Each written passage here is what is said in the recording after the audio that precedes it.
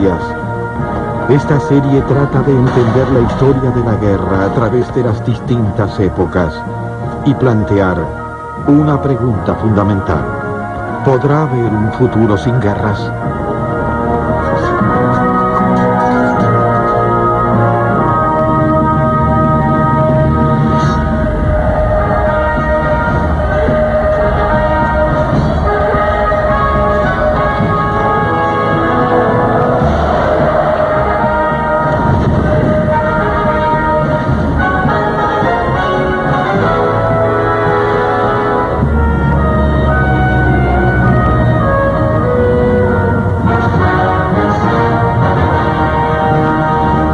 Guerra y civilización.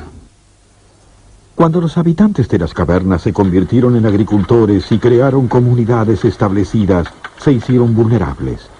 Los cazadores nómades vieron sus cosechas, sus herramientas, su ganado y sus mujeres y trataron de quitárselos. Los orígenes de la guerra están en el robo. Las guerras comenzaron cuando los cazadores descubrieron que las personas establecidas eran presas fáciles que poseían cosas valiosas. Las comunidades sedentarias trataron de defenderse. En un principio, tal vez rodeándose de simples fortalezas y construyendo refugios donde los cazadores no pudiesen entrar. Mientras los pueblos se convertían en ciudades, las ciudades en estados y los estados en imperios, la conquista llevó al hombre a la batalla. La historia de los imperios está escrita con sangre.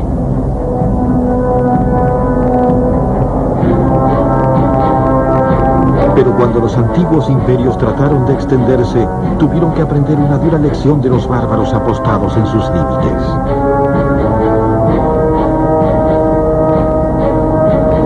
El hombre abrazó la idea de la religión, pero al mismo tiempo levantó la espada. Innumerables fueron las guerras libradas en el nombre de un Dios único y verdadero, del Islam o de la cristiandad. Cuando el poder de un grupo político oprimía a un pueblo, este derrocaba a sus gobernantes por medio de una revolución. Y cuando una doctrina política se oponía a otra, el mundo se enfrentaba con Armagedón.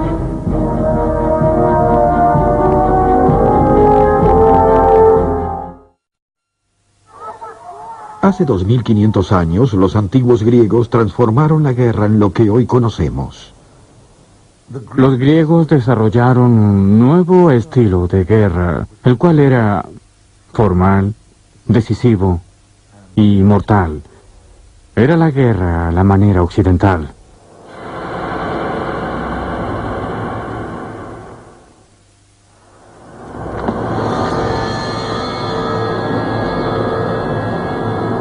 Este fue el primer soldado moderno, un hoplita. Apareció en Grecia hace casi 3000 años.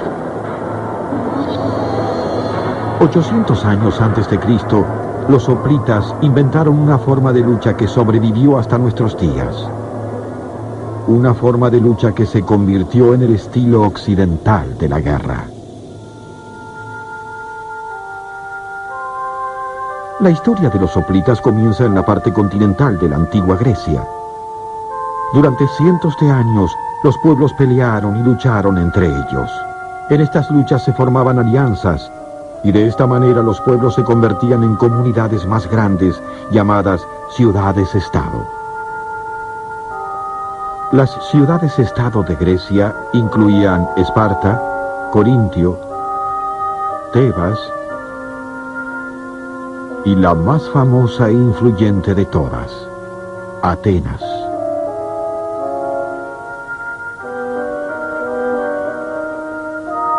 Los habitantes de estas ciudades-estado eran hombres libres que crearon una pujante cultura de comercio, vida política, religión y filosofía. Todo esto fue posible porque eran agricultores. Los griegos constituían una sociedad agrícola basada en la idea de la propiedad privada. Poseían pequeñas parcelas de 2,5 a 7 hectáreas y se ganaban la vida cultivando frutos y cereales y criando ovejas. Y el resultado fue exitoso. El excedente de cosechas y alimentos les permitía desarrollar su cultura. Cuando eran amenazados, los agricultores solían unirse para luchar y proteger su propiedad y su modo de vida. Su enemigo era generalmente alguna ciudad-estado vecina. Pese a compartir la misma cultura, las ciudades-estado muchas veces luchaban entre ellas. Casi todos los años se disputaban las tierras. Había discusiones sobre límites que terminaban en batallas. Y estas disputas locales se convirtieron en un estilo de guerra muy especial. Se trataba de comunidades pequeñas, por lo tanto las disputas sobre límites eran inevitables. Tuvieron que crear un método para que éstas culminaran de manera rápida y decisiva, permitiendo a los agricultores volver a sus tierras sin que nadie fuera aniquilado. Y eso se logra mediante la guerra hoplita.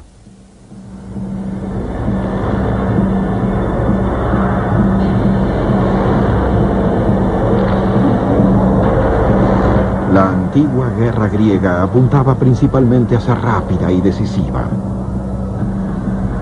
Desde entonces, ese ha sido el objetivo de los comandantes militares occidentales. Debido al peso de las armas y las corazas hoplitas y al calor del verano griego, las batallas eran cortas. Y como ambas partes debían volver a sus cosechas, era necesario que también fuesen decisivas.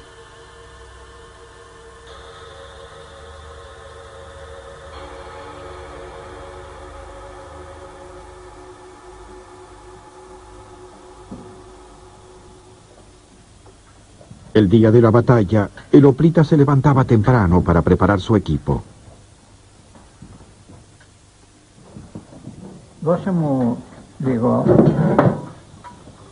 Muchas veces los hijos peleaban al lado de sus padres.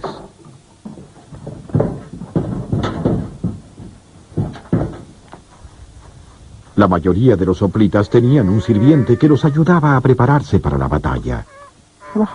Los soldados hoplitas de Grecia llevaban armaduras pesadas, y la misma palabra hoplita deriva de opla, que significa equipo. Usaban un yelmo bastante engorroso, que no tenía muchas aberturas para ver o escuchar, y sabemos también que llevaban un peto de aproximadamente 13 kilogramos, que consistía en una plancha sólida, al menos durante los 2 primeros siglos. Usaban también tobilleras y llevaban una pequeña espada como segundo armamento.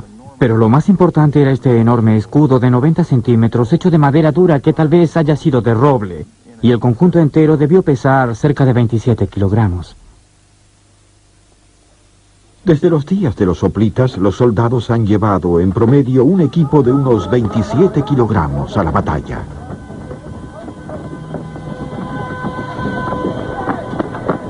Aún hoy las tropas modernas de combate llevan un morral y un rifle con un peso aproximado de 27 kilogramos.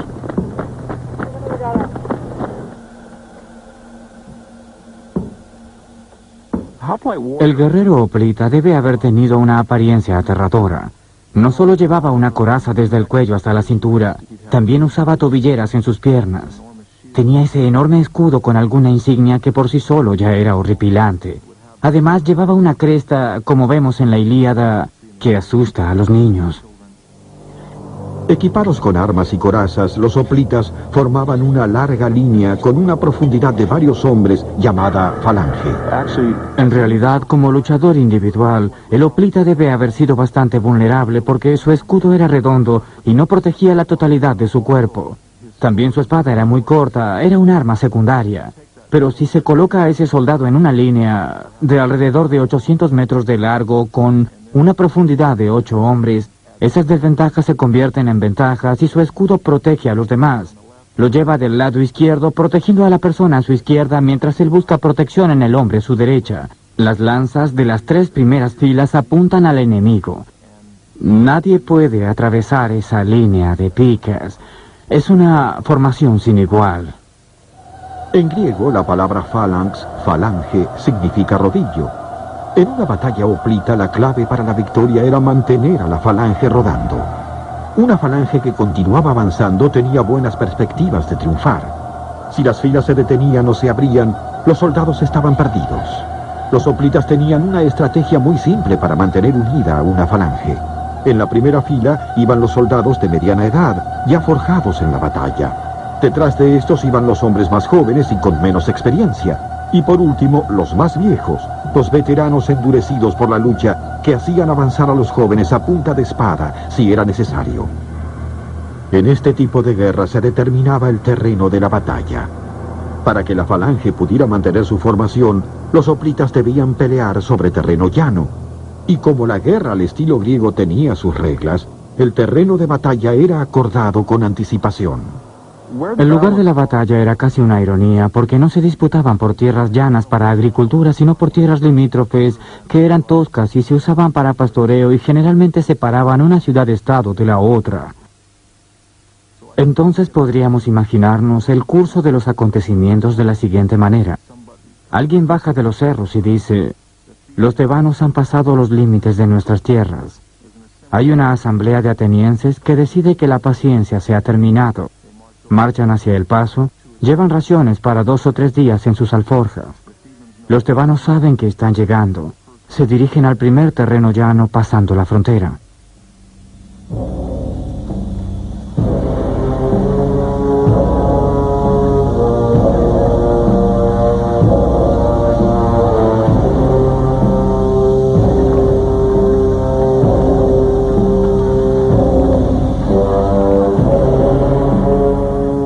Ambas partes se encuentran. Las formaciones hoplitas están completas.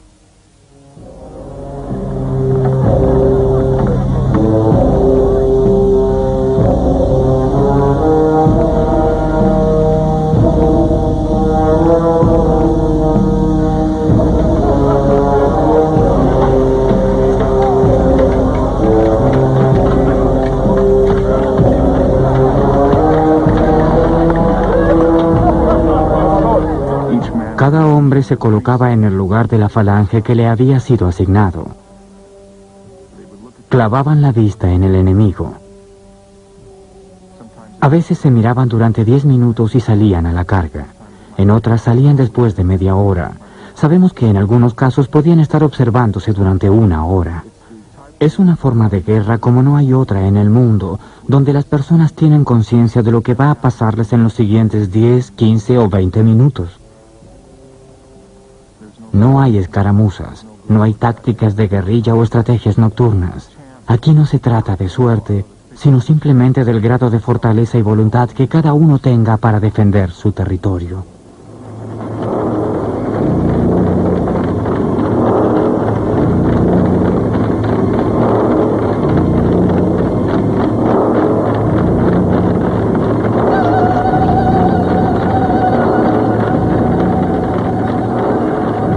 En la batalla hoplita, las reglas de la guerra aseguraban una lucha justa. Cada bando enviaba a sus mensajeros para asegurar que las reglas habían sido respetadas y ponerse de acuerdo sobre el vencedor. Homero, el poeta de la antigüedad, describió los momentos de tensión previos a la batalla. Formaban un cerco viviente, lanza con lanza, escudo con escudo, yelmo con yelmo y hombre con hombre. Las lanzas que blandían en sus fuertes manos se entremezclaban y sus corazones estaban puestos en la batalla.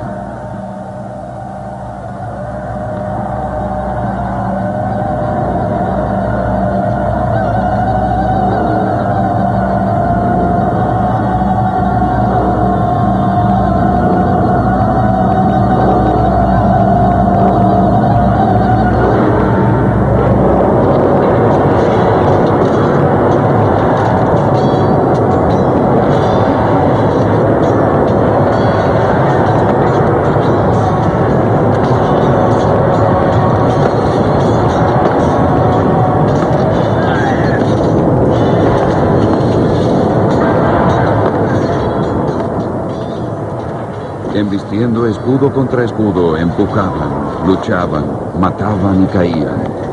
No había gritos ni silencio. Solo ese extraño rumor que la ira y la batalla suelen producir. En el interior de la falange, un torbellino de polvo, sangre y cuerpos retorcidos cegaban al hoplita. Su yelmo atenuaba todos los sonidos. Solo reaccionaba a la presión de los hombres a su alrededor.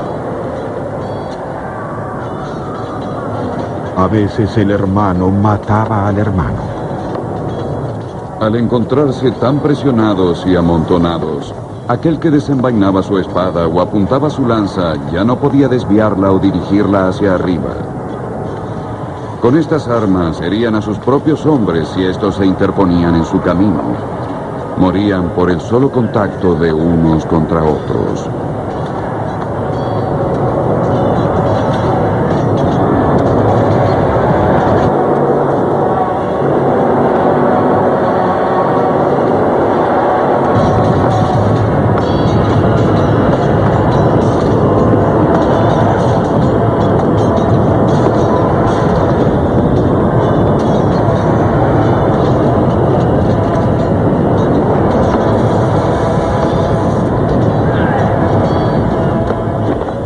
Cuando una de las partes lograba penetrar a la falange del oponente, el final llegaba rápidamente. Los que se volvían para huir eran estoqueados desde atrás.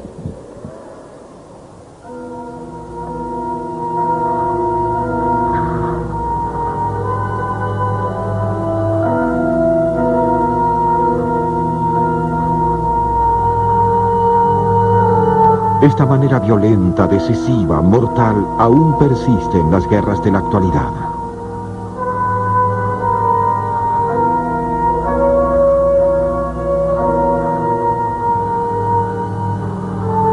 Los ciudadanos de Atenas, Tebas y Esparta combatían constantemente entre ellos. Pero cuando eran amenazados por extranjeros, olvidaban sus diferencias para unir sus fuerzas y marchar contra el enemigo común. En 490 a.C., ese enemigo era Persia, el imperio más grande de la tierra.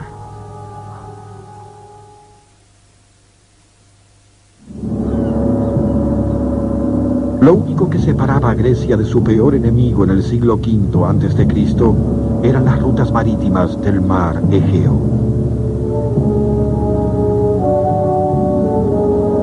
Persia, el imperio más poderoso del mundo, se irritaba por los constantes ataques griegos a sus costas. Persia es enorme, tan grande como los Estados Unidos. Grecia no supera al estado de Nueva York. Persia decidió darles una lección a los griegos. Cuando sus poderosas fuerzas se lanzaron al mar, la guerra al estilo griego se puso a prueba. En la mayor batalla marítima del mundo antiguo, los griegos emplearon un barco construido a la medida, el trireme.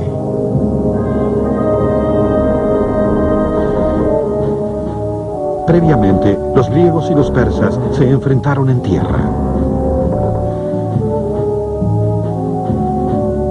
En el año 490 a.C., un ejército de 25.000 persas desembarcaba en la bahía de Maratón confiado en la victoria.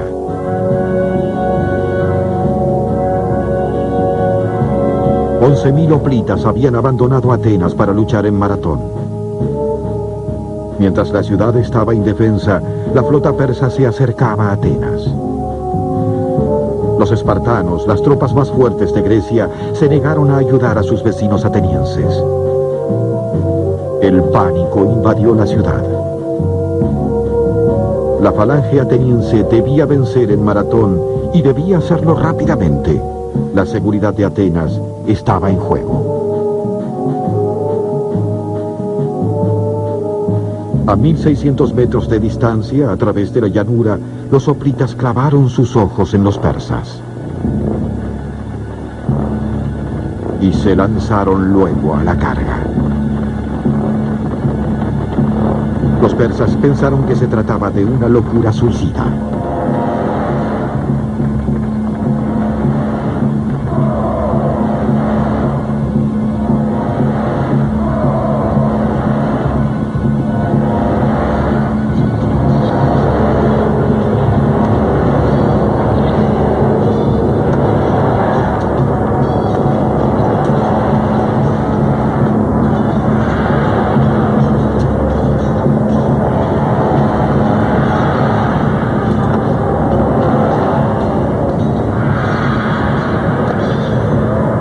El asalto fue tan brutal que duró todo el día. 6.400 persas habían caído, pero Atenas aún estaba en peligro. La flota persa continuaba acercándose. Era necesario mandar un mensaje a la ciudad para que resistiera a toda costa, pero Atenas está a 42 kilómetros de Maratón. Los griegos convocaron al único hombre capaz de llegar a tiempo, un corredor llamado Feidípides. Feidípides partió en su legendaria carrera que se convertiría en el primer maratón. Tras haber entregado su mensaje, murió por agotamiento, pero no murió en vano. Atenas tomó coraje y resistió hasta el regreso de su ejército desde Maratón. Cuando los persas lo vieron aparecer, huyeron. En este primer gran choque entre Oriente y Occidente, entre persas y griegos, triunfó el estilo de guerra griego. Había triunfado la acción decisiva. Como agradecimiento por la victoria, los atenienses levantaron el magnífico tesoro de Delfos. 10 años después de Maratón, Persia lanzó una segunda invasión. Un oráculo griego dijo: la muralla de madera no caerá. El comandante ateniense Temístocles interpretó que la muralla de madera significaba barcos de guerra. Los atenienses construyeron una flota de barcos de guerra llamados trirremes.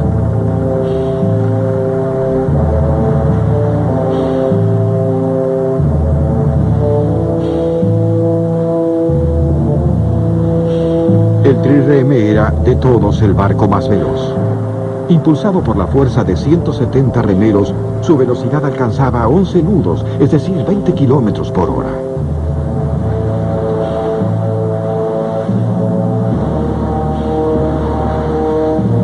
Su arma principal era un gigantesco maderamen laminado en bronce que se colocaba en la proa.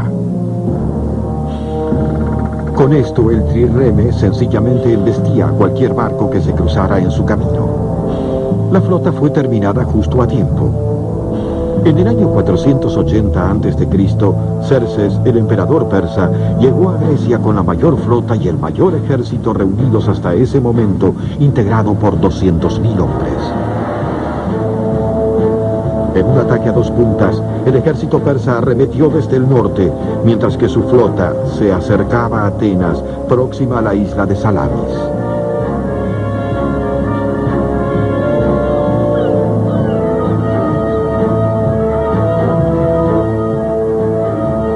En su marcha hacia el sur, las tropas persas encontraron el camino cerrado por 7.000 hoplitas en Termópilas, un paso angosto y clave para el acceso a Grecia. En el corazón de las fuerzas hoplitas se encontraban las 300 tropas más temibles y disciplinadas de toda Grecia, los espartanos. Leónidas, su rey, estaba al mando.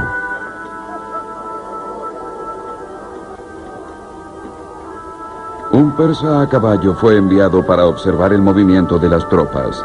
Algunos se habían desnudado para ejercitarse, mientras otros se estaban peinando. Nadie intentó capturarlo ni le prestó la menor atención. El espía los observó asombrado y regresó. Los generales persas se rieron de los griegos y de sus absurdas nociones de la guerra. Su presencia les parecía un mero atrevimiento y una locura inconsciente. Enfurecido por la tranquilidad de los espartanos, el comandante persa lanzó su ejército contra ellos. El ataque persa contra Leónidas duró 4 días. Los espartanos lucharon hasta romper sus espadas y siguieron peleando con uñas y dientes hasta que Leónidas y cada uno de sus hombres cayeron muertos. Mientras Xerxes y el ejército persa marchaban sobre Atenas, los atenienses pusieron toda su confianza en la muralla de madera y retrocedieron hasta la isla de Salamis. Entonces, como ahora, Salamis era un puerto floreciente. Aquí, Donde están las embarcaciones pacíficamente ancladas, 800 barcos de guerra persas se reunieron para la batalla.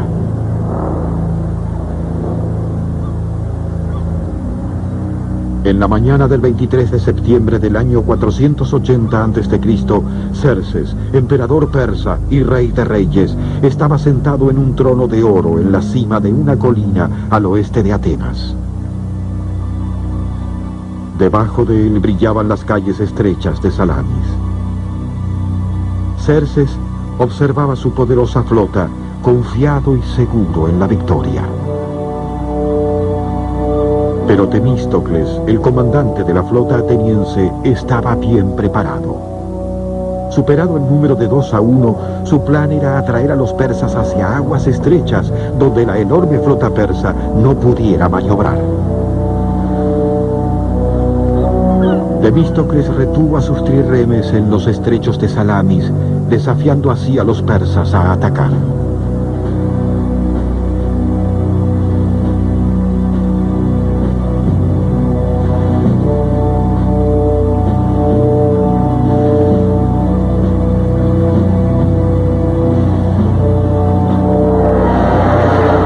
Los persas mordieron el anzuelo y se internaron en los estrechos.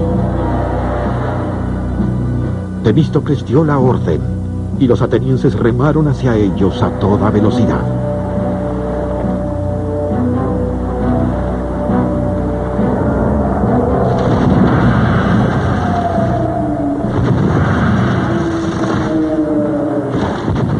Cada capitán condujo su embarcación directamente contra la otra. La entera flota se hundía y destrozaba al chocar barcos contra barcos. Con las embarcaciones destrozadas y atascadas, las cubiertas superiores se convirtieron en un campo de batalla, donde los griegos combatían a los persas sangrientamente, cuerpo a cuerpo. Parecíamos atunes o peces atrapados en una red. Las costas y los arrecifes estaban atestados con nuestros muertos. Porque ellos seguían lanceándonos y destrozándonos con los remos astillados y restos del naufragio, mientras los gemidos y los gritos ahogaban el ruido del mar, hasta que el oscuro rostro de la noche lo envolvió todo. Como un misterioso eco del pasado, los cascos de modernos barcos de acero se están pudriendo allí, donde hace 2500 años yacían las ruinas de la flota persa. La táctica griega de lucha decisiva en terrenos cuidadosamente elegidos había funcionado en tierra, en Maratón. En Salamis también funcionó en el mar. El estilo de guerra griego estaba preparado para conquistar al mundo. Este rostro no fue visto desde el nacimiento de Cristo. Una profunda herida baja desde la frente y atraviesa el ojo hasta entrar en la mejilla. La reconstrucción del rostro comenzó con este antiguo cráneo. El artista y médico Richard Neve utiliza técnicas forenses para identificar víctimas de asesinatos de tiempos actuales a partir de fragmentos de sus cráneos. Este cráneo proviene de una antigua sepultura del norte de Grecia.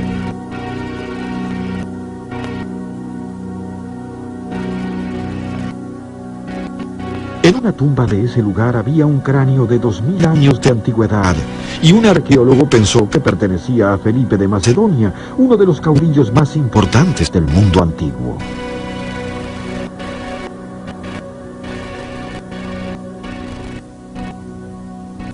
La clave principal era un corte en el hueso sobre el ojo derecho. Sabemos que Felipe II fue herido en el ojo derecho por una flecha. Aquí podemos ver el daño producido en el borde superior de la cavidad del ojo hasta el pómulo.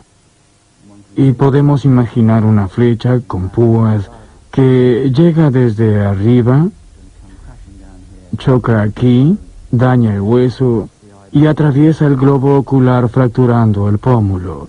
Está claro que con una herida de este tipo un hombre pierde la vista de un ojo. Esa es la primera cosa importante que puede observarse al unir todos los fragmentos del hueso. La evidencia concuerda con una descripción de Felipe perdiendo un ojo por una flecha durante un ataque. El relato dice: Felipe aceptó la pérdida de un ojo a cambio de dominio y poder. Felipe comenzó a buscar el poder en Macedonia, un reino bárbaro y salvaje al norte de las ciudades-estado de Grecia. Durante 20 años, Felipe desarrolló un nuevo tipo de ejército. Comprendió el poder de la escuadra de lanceros o falange griega y la ubicó en el centro de su propio ejército. Felipe fue uno de los estrategas militares más sagaces de la historia. No se contentó con la falange y fue aún más lejos. Se dirigió a las ondulantes colinas de Macedonia. Los nobles del norte eran jinetes excepcionales. Felipe reunió a estos hombres y los convirtió en un cuerpo de caballería.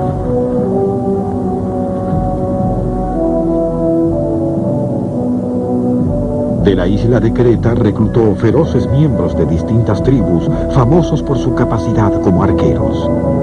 Reunió guerreros especiales, cuya habilidad con la jabalina y la honda podían desbaratar las formaciones enemigas mientras éstas se preparaban para la batalla. Con estas unidades, Felipe creó un ejército mucho más flexible que el de cualquier ciudad-estado de Grecia. Pero sobre todo, hizo que la falange fuera aún más mortífera. Entre las armas y armaduras prevalecían las armas. Felipe redujo el tamaño de los escudos y alargó la lanza o sarisa de 2,70 metros a 4,70 metros.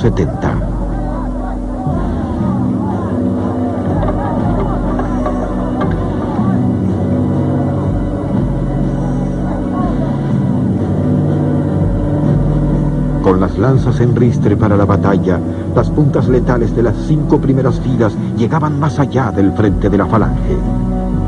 En la batalla, un soldado enemigo podía encontrarse con 10 lanzas apuntando en su dirección.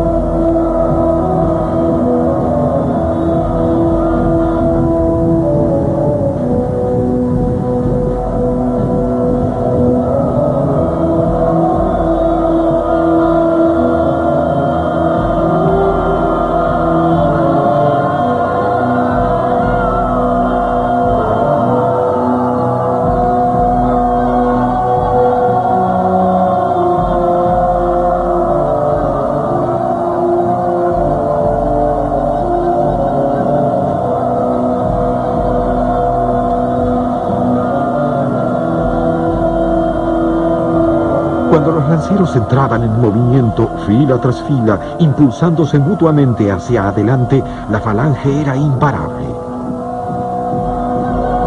Todo lo que se ponía en su camino se enfrentaba con una muralla tras otra, de hierro filoso y penetrante.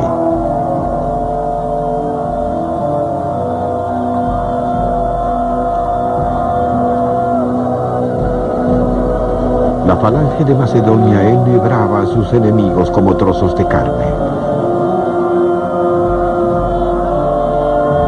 La parte más difícil de la batalla era mantener las puntas de las lanzas libres de enemigos muertos.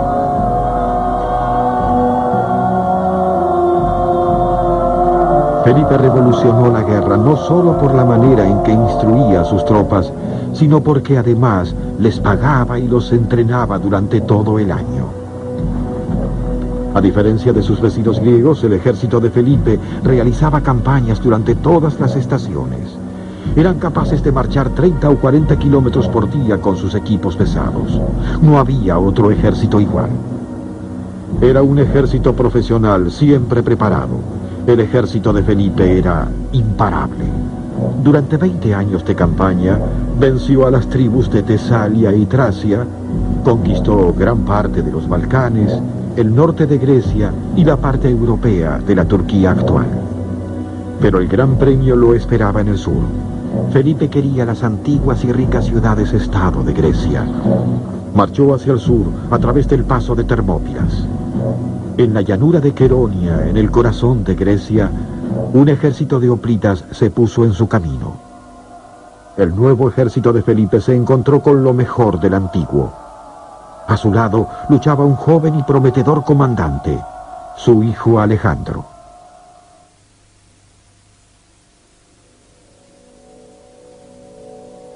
En el año 338 a.C. tuvo lugar la batalla de Queronia. A través de esta llanura, 50.000 atenienses y tebanos se enfrentaron con los 32.000 hombres del ejército macedonio de Felipe.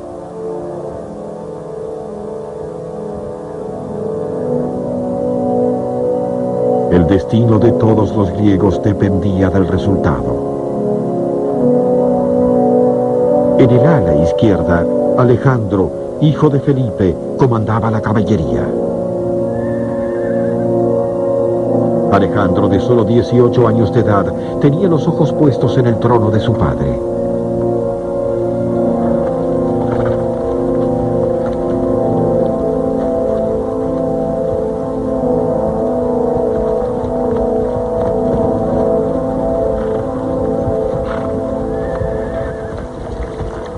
Los tebanos avanzaron, llevados por la banda sagrada, su fuerza de élite, una unidad de 300 amantes homosexuales que habían jurado luchar hasta morir.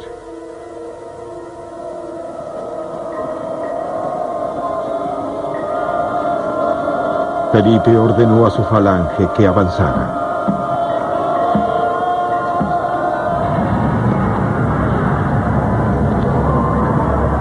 Luego fingió una retirada. Atrajo el avance de los atenienses, provocando una brecha entre estos y los tebanos. Alejandro dio la orden. Una sola y temeraria carga de caballería rompió la línea enemiga.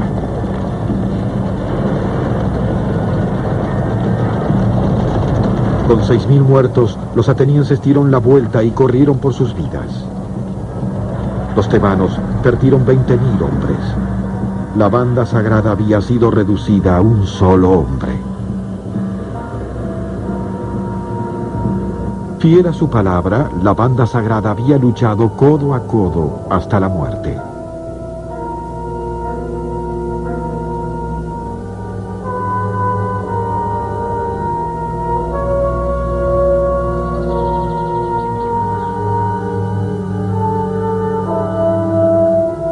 Felipe admiró de tal manera el coraje de esa gente que aprobó la construcción de un monumento para conmemorar su sacrificio.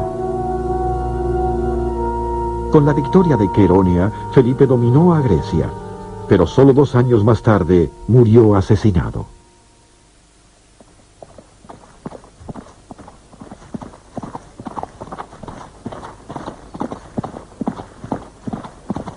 Alejandro heredó el trono de Grecia junto al sueño más ambicioso de su padre: destruir a Persia. Con su nuevo ejército macedonio, contaba con los medios para lograrlo.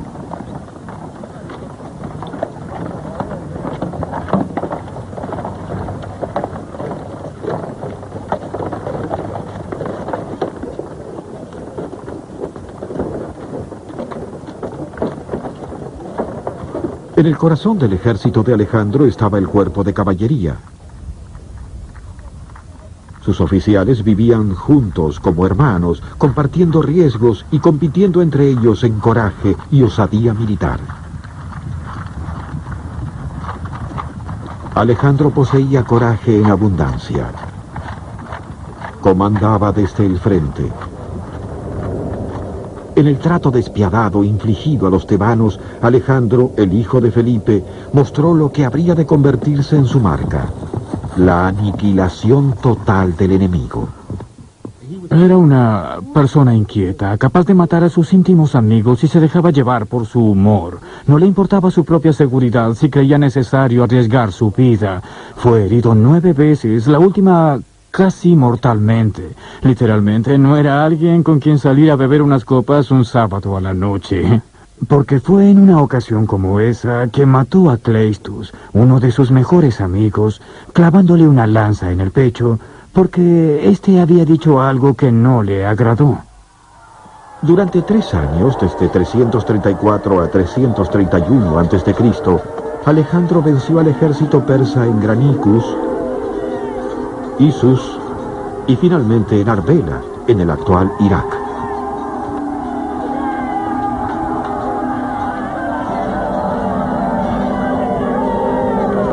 Alejandro, dueño de Grecia, dominaba ahora el Asia Menor, Egipto y Siria.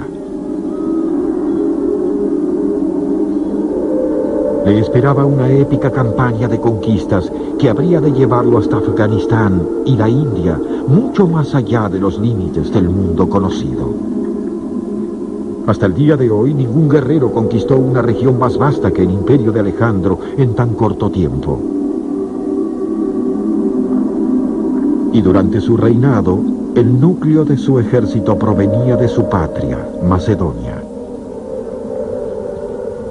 Hasta entonces, nadie había abordado el problema de alimentar y abastecer a un ejército tan lejos de casa. Alejandro tenía el genio del gran guerrero y fue el padre de la logística moderna. Mantenía a su ejército cerca de la costa, abasteciéndolo con una pequeña flota de barcos que seguía su avance. Luego de abastecerse, los hombres de Alejandro debían cargar sus propias provisiones. Alejandro quemaba el carro y mataba al buey. Un buey apenas podía llevar suficientes provisiones para alimentarse a sí mismo durante 8 días, mucho menos cargar los alimentos para su ejército. En tiempos de Alejandro, la dirección a tomar dependía de la posibilidad de encontrar soporte logístico como agua, granos, forrajes. Por ejemplo, si se planteaba la cuestión de la ruta a tomar, si bajar por el valle del Éufrates o seguir hacia el norte. Y por razones logísticas se pasaba por arriba y luego bajaba por el lado oriental del río Tigris. La razón era que el pasto crecía en el costado norte, que era un poco más alto y más fresco, y por lo tanto no se quemaba. Además, se podía obtener granos en los pueblos sin defensa, en lugar de ir al valle del Éufrates donde no había pasto porque se quemaba en el verano y donde el grano estaba bien defendido.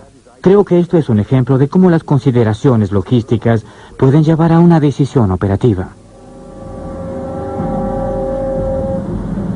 Nada ha cambiado. Ni el mejor ejército puede operar sin armas, equipos y alimentos. La preparación de la invasión de los aliados en Normandía durante la Segunda Guerra Mundial llevó meses. El momento de la batalla fue la última y más breve etapa de una enorme operación logística. Las armas de guerra cambiaron, pero las enseñanzas de la campaña de Alejandro en Persia siguen hoy siendo válidas. Cuando fue obligado a alejarse de la costa y de sus depósitos de provisiones, Alejandro siguió los ríos para tener agua fresca. Solía enviar a mensajeros con sobornos y promesas de clemencia para aquellos que abastecieran a sus tropas. Al llevar a sus tropas más lejos de su casa que ningún otro ejército, la logística y el abastecimiento se convirtieron en un asunto de vida o muerte. La aritmética es simple. Si 100.000 hombres se quedan sin alimentos, 100.000 hombres mueren. Durante un asedio, el aprovisionamiento es fundamental. Un ejército en asedio es estático y las fuentes de alimentos locales se agotan muy pronto.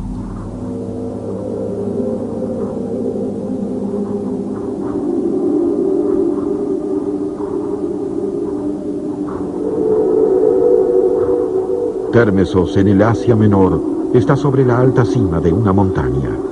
La única vía de acceso es a través de unos pasos estrechos, fáciles de defender. Alejandro encontró la ciudad durante su viaje hacia Anatolia. No le gustó lo que veía. La ciudad estaba aislada. Alejandro sabía que las provisiones podían llegar a terminarse. Pero a gran altura y en terreno difícil, también se agotarían las suyas. Lo que podía ganar no valía el riesgo. Sabiamente se retiró. 10 años después abandonó el cerco de Térmesos. el imperio de Alejandro abarcaba virtualmente todo el mundo conocido. Un comandante menor podría haberlo perdido todo desde el comienzo con un asalto desesperado a Térmesos.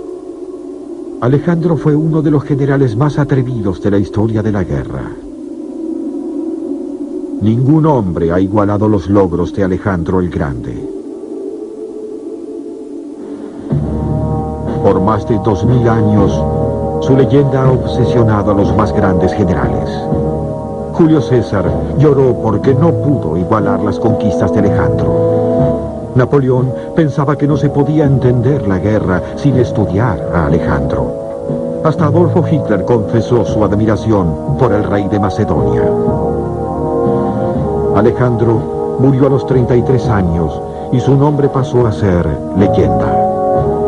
Durante su corta y brillante vida, Alejandro llevó a su ejército más al este que cualquier otro ejército, hasta la era de la pólvora.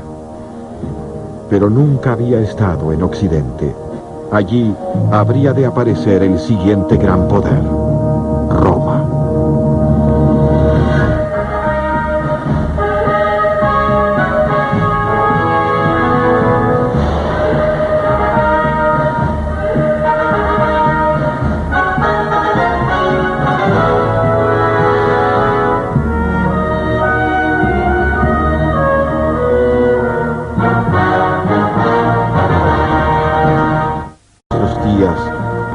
Esta serie trata de entender la historia de la guerra a través de las distintas épocas y plantear una pregunta fundamental.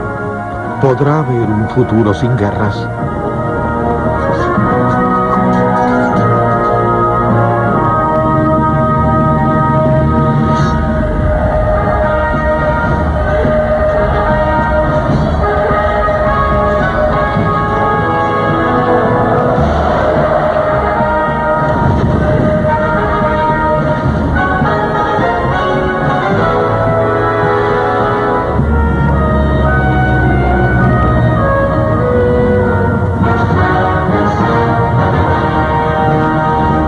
Guerra y civilización.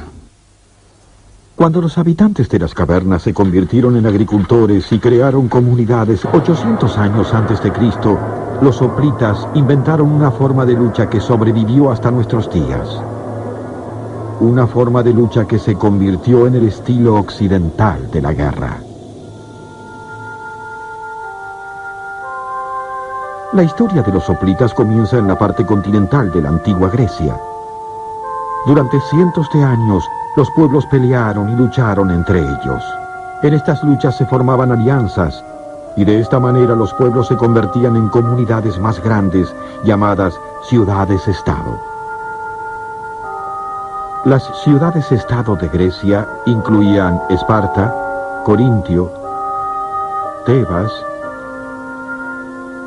y la más famosa e influyente de todas, Atenas. La historia de los imperios está escrita con sangre.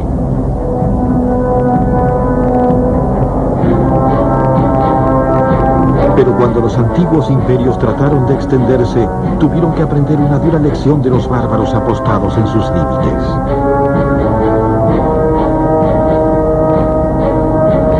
El hombre abrazó la idea de la religión, pero al mismo tiempo levantó la espada. Innumerables fueron las guerras libradas en el nombre de un Dios único y verdadero, del Islam o de la cristiandad. Cuando el poder de un grupo político oprimía a un pueblo, este derrocaba a sus gobernantes por medio de una revolución. Y cuando una doctrina política se oponía a otra, el mundo se enfrentaba con Armagedón.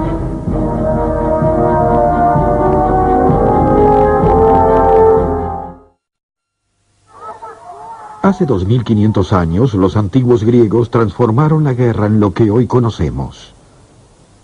Los griegos desarrollaron un nuevo estilo de guerra, el cual era formal, decisivo y mortal. Era la guerra a la manera occidental.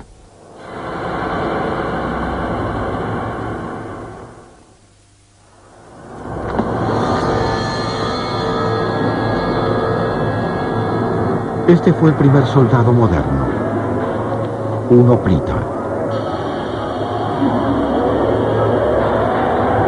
Apareció en Grecia hace casi 3000 años. Establecidas, se hicieron vulnerables. Los cazadores nómades vieron sus cosechas, sus herramientas, su ganado y sus mujeres y trataron de quitárselos. Los orígenes de la guerra están en el robo. Las guerras comenzaron cuando los cazadores descubrieron que las personas establecidas eran presas fáciles, que poseían cosas valiosas. Las comunidades sedentarias trataron de defenderse. En un principio, tal vez rodeándose de simples fortalezas y construyendo refugios donde los cazadores no pudiesen entrar. Mientras los pueblos se convertían en ciudades, las ciudades en estados y los estados en imperios, la conquista llevó al hombre a la batalla.